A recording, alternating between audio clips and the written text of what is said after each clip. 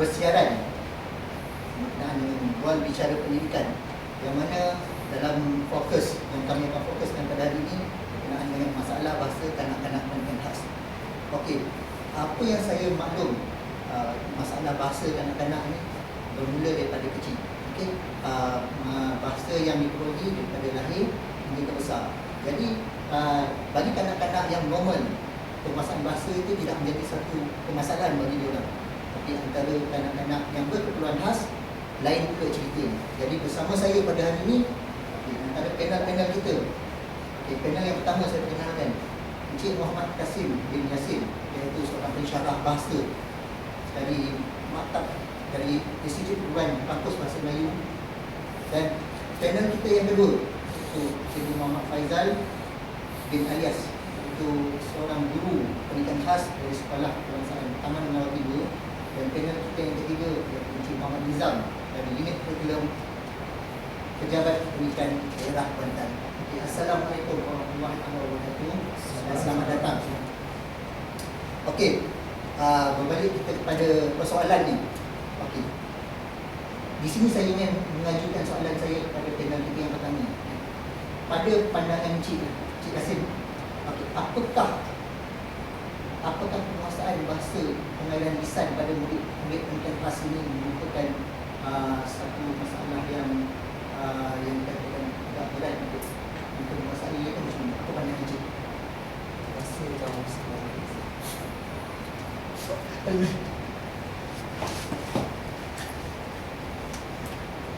Assalamualaikum warahmatullahi wabarakatuh. Assalamualaikum. Balik kepada soalan itu berkaitan penguasaan bahasa bahasa. Seperti mana kita tahu ya, kemahiran lisan ini merupakan satu asas yang penting lah dalam kehidupan kita. Ya, bila kita boleh menguasai kemahiran lisan tu, bila kita boleh menguasai kemahiran bertutur mendengar tu, kita boleh berkomunikasi dengan mudah lah, untuk kita memahami, kita memberi respon lah dalam kehidupan kehidupan seharian. Tapi bagi murid pendidikan khas ni, apabila tak menguasai ini, memang agak mengganggu lah proses kelancaran kehidupan seharian. Segi pemahaman dia, dari segi nak berkomunikasi dengan pihak lain, agak terhad, agak susah. Oleh itu, kita perlu menerapkan kepentingan kemahiran lisan ni dalam kehidupan mereka. Perlu ada satu usaha, satu ajakan paradigma dalam membantu mereka untuk menguasai kemahiran dengan tutur ni lah. Kadang-kadang masalah ini berlaku sebagai mungkin kejahatan yang mereka alami dan sebagainya. Itu kita perlu fikirkan satu pendekatan lah untuk membantu satu mekanisme yang baru untuk membantu mereka untuk menguasai kemahiran ni. Sebab kemahiran lisan dan tutur ni ada kemahiran asas. Apabila mereka boleh menguasainya, maka secara tidak langsung mereka boleh menguasai kemahiran bahasa, iaitu membaca dan menulis. Itu ini sangat penting lah. Bagi saya, penguasaan pada murid pendidikan ini tak boleh pandang remeh. Walaupun mereka murid pendidikan khas, tapi ini menjadi satu asas utama yang perlu mereka kuasai lah. Apabila lisan mereka okey, maksudnya kehidupan mereka pun akan okey, dan seterusnya lah. Itulah pada pandangan saya lah. Antara pandangan Terima kasih Encik Muhammad Kasim di atas pandangan yang benar. Jadi saya di sini saya ingin bertanya, dari tingkat pelaksanaan di sekolah, bagaimana pula pentingnya penguasaan kemahiran lisan dan tutur ni dilaksanakan di tingkat sekolah? Jadi apa pandangan Encik Muhammad Kasim? Baiklah. Terima kasih. Terus ini sudah banyak ini kami berdoa. Saya bidang penguatan sumbernya. Hormati Profesor Majlis, ahli sekalian. Baik, pertama sekali, sebelum kita melangkah lebih jauh terhadap permasalahan pelajar-pelajar pendidikan khas berkaitan dengan kemahiran lisan, di sini saya ingin membentangkan sedikit isu permasalahan mereka. Biasanya permasalahan ini terbahagi kepada dua. Pertamanya, mereka ini disebabkan oleh masalah fizikal. Yang kedua, masalah ini terjadi disebabkan oleh pengaruh IQ yang mungkin ada halangan menyebabkan mereka sukar untuk bertutur dengan baik seperti anak-anak mereka yang lain, yang normal yang lain. Okey, bagi masalah fizikal ni terdapat 3 masalah yang biasa kita jumpa di sekolah. Pertamanya murid yang sengau. Ya. Pada dasarnya kita nampak keadaan fizikal luarannya mungkin nampak biasa, normal seperti orang lain, tetapi tidak boleh melafaz perkataan dengan baik. Orang tak tahu, tapi apabila dikaji, mereka ni ada masalah dengan fizikal dalam mereka, iaitu mereka ada masalah dengan tumbuhnya lelangit. Seperti kanak-kanak lain, lelangitnya agak baik, dan mereka yang sengau ni lelangitnya tiada. Kemudiannya yang kedua adalah sumbing. Sumbing dari segi fizikal kita nampak keadaan bibir dia akan terbelah. Di situ banyak mengganggu pertuturan, sebutan mereka. Memang itu agak nyata dah. Dan yang ketiga, biasanya dihadapi oleh kanak-kanak yang mengidap penyakit cerebral palsy. Cerebral palsy ni macam kita tahu secara umumnya dia berkaitan dengan saraf, banyak mengganggu hampir keseluruhan tubuh dan pelajar-pelajar dia. Okey, seterusnya yang disebabkan oleh permasalahan lain dikaitkan dengan IQ, biasanya ada halangan dari segi pentafsiran otak, biasanya terdiri ataupun dialami oleh pelajar-pelajar yang lembam. Kemudian mungkin juga mendatangkan masalah bagi pelajar-pelajar autisma. Kemudian pelajar-pelajar yang pelat. Dan satu lagi, mungkin ada di antara pelajar ni yang kita tak perasan, dia mungkin ada masalah pendengaran sedikit. Apabila dia kurang baik mendengar, dia tidak dapat mendengar dengan baik, maka mereka ini akan mentafsir perkataan itu dengan cara yang tidak betul-betul berkesan. Bukan dia orang ini pekak sepenuhnya, tidak. Separuh pekak, dan biasanya dia akan menjadi betul-betul dengan kurang baik. Itu adalah dia punya permasalahan manusia. Namun begitu, kita boleh membantu pelajar-pelajar ini untuk meningkatkan kemahiran lisan mereka dengan beberapa aktiviti yang biasa dia diadakan di sekolah.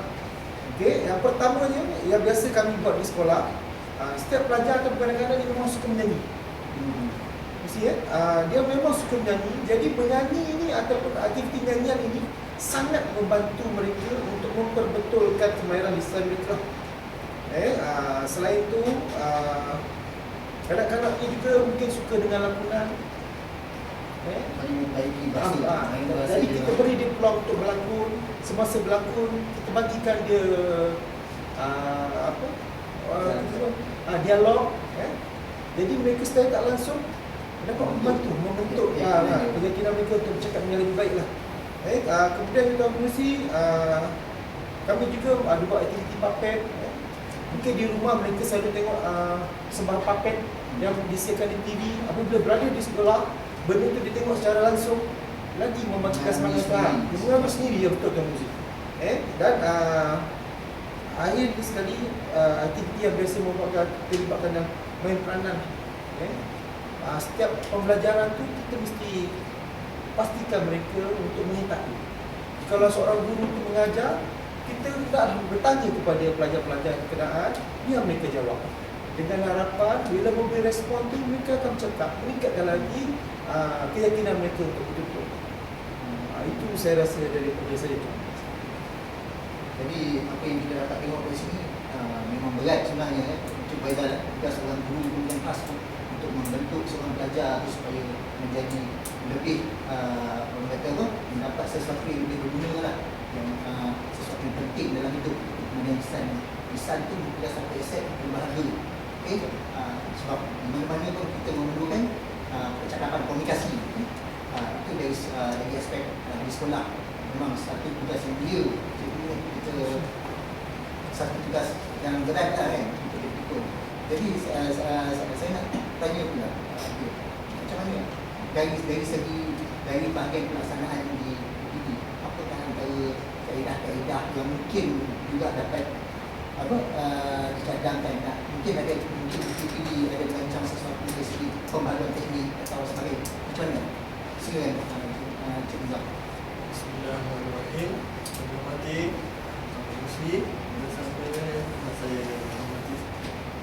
Dan saya tertarik pada panel sebelah saya ni, Saudara Faizal menyatakan ada menyatakan murid khas amat berminat dengan kaedah teknik secara audio dan lingual, iaitu dengan nyanyian dan menyanyi seputar, dan ini memang ketara bagi saya. Sudah lihat beberapa sekolah, kebanyakan sekolah yang telah sekolah pendidikan khas adalah saya lawati, kebanyakan guru-guru memang selalu menggunakan kaedah ini dan demi untuk untuk meningkatkan kebenaran kepada motivasi budaya khas tersebut untuk meningkatkan kekuasaan kebenaran lisan mereka. Tapi di sini saya ingin berkongsi dengan lebih lanjut lagi bahawa sebenarnya kaedah dan teknik ini ada banyak untuk kita latih kebenaran lisan anak-anak khas khususnya. Okay, di sini saya ada ingin menyatakan apakah kaedah dan tekniknya. Okay, kaedah adalah bentuk kepada prosedur yang di mana yang digunakan untuk mencapai pengajaran bahasa. Contohnya, yang di dalam pengajaran lisan ni ada 5 kaedahnya, iaitu kaedah secara terus, kaedah secara fonetik, secara ekletik, secara audiolingual dan komunikatif. Seperti yang Saudara Faizal tadi, dia menyatakan salah satu kaedahnya iaitu audiolingual. Masih ada 4 lagi, iaitu kaedah terus. Kaedah terus ni bagaimana? Iaitu seperti biasanya mungkin pada beberapa pengawan kita hanya tunjukkan sesuatu barang ataupun sudu ke botol pada anak murid kita, kata ini botol, dan orang mendengar dan cuba mengajuk betul dan faham bahawa sini itu adalah botol. Maksudnya kaedah secara terus dan natural, boleh dikatakan hari-hari mereka gunakan perkataan yang sama. Bagi perkataan yang subtract, contohnya perkataan seperti sayang, boleh juga guru-guru ataupun sesiapa saja boleh kita gunakan pihak yang terdekat bagi mereka. Contohnya ibu bapa kita sayang, dan di situ mereka akan mendapat satu kemahiran yang di samping dapat mendengar dan bertutur, mereka akan faham konsep yang agak sedikit selain situ. Dan seterusnya kaedah fonetik, sama juga macam saya sudah sebutkan tadi, kaedah yang mementingkan bunyi-bunyian itu seperti latihan mendengar dan latihan menyebut. Maksudnya ikut kita kata macam botol, itu botol. Okay, ini rumah, rumah. Dan seterusnya kaedah komunikatif, seperti penyelesaian masalah.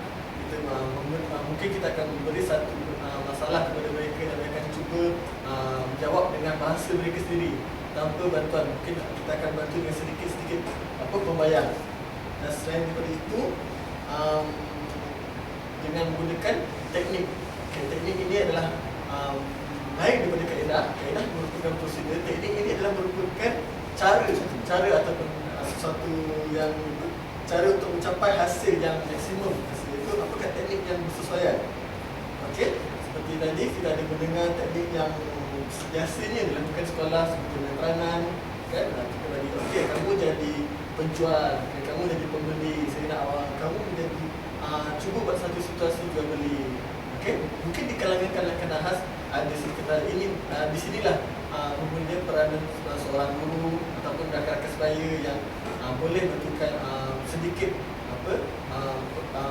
sedikit macam contohnya perkataan seperti okey, saya jual, saya beli 30 sen dan seterusnya. Okey, jadi seterusnya dengan lakonan drama dan daripada itu, selain daripada itu, permainan bahasa. Seperti kita ketahui, murid-murid khas amat seronok bila mereka didedahkan dengan permainan. Jadi dengan apa kata kita menggunakan permainan itu untuk melatih mereka supaya dapat meningkatkan lagi kebenaran lisan mereka. Jadi itulah daripada saya dan dapat saya kongsikanlah mengenai kebenaran teknik yang kita dapat buat untuk berhasil.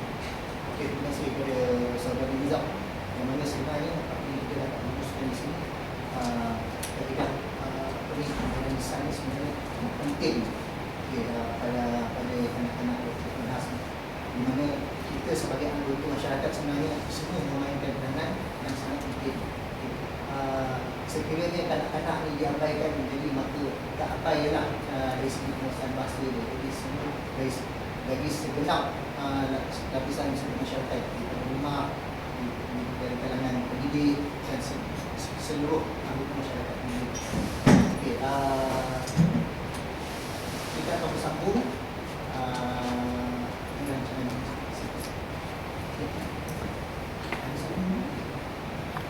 Okey, dari apa yang telah kita bincangkan tadi ya, tuan-tuan sekalian. Okey, jadi di sini saya ingin pandangan secara peribadi daripada ahli internal kita. Pada pandangan Encik Kasim sendiri, apa agaknya yang boleh Encik Kasim simpulkan daripada pembahasan besar ini untuk kanak-kanak Pulau Kasih? Terima kasih Abang Hakim. Sebenarnya kita tahu gimana lisan macam mana saya kata ini adalah amat penting dalam kehidupan sehari kita. Ia juga tekanan falsafah pendidikan kebangsaan kita, iaitu melahirkan individu yang seimbang dari segi jasmani, emosi, rohani, intelek dan sosial. Okey, dari sini kita nak berlatih intelek mereka, lisan ni. Okey, mereka boleh merespon, memahami, okey, memberi tumpuan dan memberi tindak balas dari apa yang mereka dengar. Okay, dari segi sosial itulah dia berhubungan, boleh berkomunikasi. Apabila mereka boleh mendengar dengan baik, dapat memahami dan boleh berkomunikasi, maksudnya berlakulah komunikasi dua hala. Bila mereka tak dapat menguasai lisan ni, itu yang mengganggu tu, maksudnya ada sekatan yang mengganggu perjalanan kehidupan mereka. Itu bagi setahu saya dalam pernikahan juga ianya memainkan peranan penting lah untuk melahir mereka untuk berdikari. Yang pentingnya penguasaan ini dari segi pendidikan, juga apabila untuk berkerjaya, untuk bersosialisasi. Okey, saya itu dengan ada kemenangan lisan ni apabila berkongsi meningkatkan keyakinan diri dia. Itu yang penting, kita nak bina self confidence dia. Okay, mereka boleh berhadapan dengan masyarakat, dengan rakan-rakan tanpa rasa malu. Iaitu kesimpulannya, apa yang saya fikirkan, memang pentinglah penekanan kemenangan lisan ni daripada awal lagi kepada murid-murid pernikahan sendiri. Kan guru seperti mana yang Cikgu Faizal dan Cikgu Nizam boleh meningkatkan dengan pelbagai kaedah dan aktiviti. Seperti mana kami di Jabatan Bahasa Kampus Bahasa Melayu, kita juga melatih guru dalam pelbagai kaedah. Okay, guru boleh menggunakan kaedah ni untuk murid-murid. Guru membina satu inovasi melalui ilmu yang kami sampaikan. Saya kata, saya rasa saya ini perlu dikuasai oleh semua murid, tak kira lah sama ada normal atau pernikahan, kerana ini merupakan asas kemahiran bahasa. Seperti mana orang cakap, bila akal mula berfungsi, minda pun mula memahami. Saya kata itulah dari saya, dan saya berharap guru-guru dapat memainkan peranan penting dalam membantu murid-murid dalam kemahiran lisan ini. Terima kasih kepada Encik Muhammad Kasim Muhammad kepada kampus Bahasa Melayu. Saya nak tanya pula kesimpulan ini pun, Encik Faizal, kesimpulan ini yang secara ringkas ni boleh disimpulkan daripada perbincangan ini. Baiklah, terima kasih Tuan Musi. Daripada pandangan saya sebagai seorang guru, menguasai kemahiran lisan adalah penting kepada kanak-kanak, kepada kanak-kanak daripada pendidikan asal. Jadinya kami golongan guru ini akan sentiasa berusaha untuk meningkatkan lagi kemampuan, kemahiran mereka untuk betul-betul ataupun berkomunikasi dengan masyarakat luar agar memastikan perjalanan hidup mereka hampir sama dengan kanak-kanak yang lain. Namun begitu, usaha kami ini takkan ke mana jika tak ada sokongan, bantuan daripada segenap lapisan masyarakat untuk membantu kanak-kanak ini. Kami di sekolah akan mainkan peranan kami sebaik mungkin untuk memastikan mereka mencapai apa yang mereka patut capai. Namun begitu, perlu ada penambahan, perlu ada sokongan, perlu ada kesedaran masyarakat untuk membantu mereka, menyokong mereka untuk terus mencapai apa yang sepatutnya mereka dapat. Harapan kami agar mereka ini tidak diberi kelas kedua berbanding dengan anak-anak yang normal. Kalau boleh, biarlah mereka ni mendapat kedudukan ataupun kemudahan ataupun apa sahaja bantuan setara, sama rata dengan pelajar-pelajar yang normal. Buat kata pepatah, duduk sama rendah, berdiri sama tinggi ya. Selain itu, mereka ni juga perlukan sokongan tak kira masa. Jadi janganlah apabila diwar-warkan kita sesemangat, tapi apabila tidak diwar-warkan benda ni menjadi suam. Harap sokongan untuk kanak-kanak ini akan berterusan sampai bila-bila. Itu saja. Terima kasih Dr. Faizal, besar betul harapan seorang guru ada anak murid ni. Jadi kalau boleh disimpulkan juga sedikit dari Nizam. Sila. Terima kasih. Terima dan manakah masa yang amat singkat ni, saya ingin sentuh, saya ingin beri kesimpulan mengenai apakah pentingnya kebarisan kepada anak kita ni. Apa yang boleh kita simpulkan, sebenarnya lisan ni terdiri pada dua, iaitu mendengar dan bertutur. Dan sekiranya mari kita fikir bersama, kita letakkan diri kita di dalam kesultanan khas kita. Sekiranya kita, iaitu kanak-kanak khas, akhirnya berjaya setelah guru-guru dan semua pihak seperti bapa, pada orang sekeliling, masyarakat memberi bantuan, beri sokongan sebenarnya, dan akhirnya berjaya menguasai, kanak-kanak asli menguasai kemandirian tersebut, dan adalah tidak mustahil mereka akan dapat berkomunikasi dan mereka akan dapat meluahkan perasaan mereka. Selama ini mungkin kita tengok mereka seperti ada yang mungkin ada setengah orang menganggap mereka tak ada perasaan, tapi sekiranya mereka berjaya menguasai kemandirian, mereka akan berjaya meluahkan, akan mengatakan saya sayang ni, saya sayang cikgu, terima kasih cikgu, saya perlukan ini dan sekian-sekian. Jadi dengan itu akan mendekatkan lagi kita dengan kanak-kanak khas ini. Tak ada sepadan kita akan lebih dan nampak prihatin kepada mereka. Dan akhir sekali harapan saya dan rasanya harapan seluruhnya, memang kita berharap semua kita rakyat Malaysia sama-sama membantu golongan kanak khas ini agar mereka dapat satu hari kelak mungkin menjadi penyambung warisan kita, penyambung generasi masa depan kita, dan seterusnya mereka menjadi insan yang sangat mulia di sisi agama kita, insyaAllah. Terima kasih.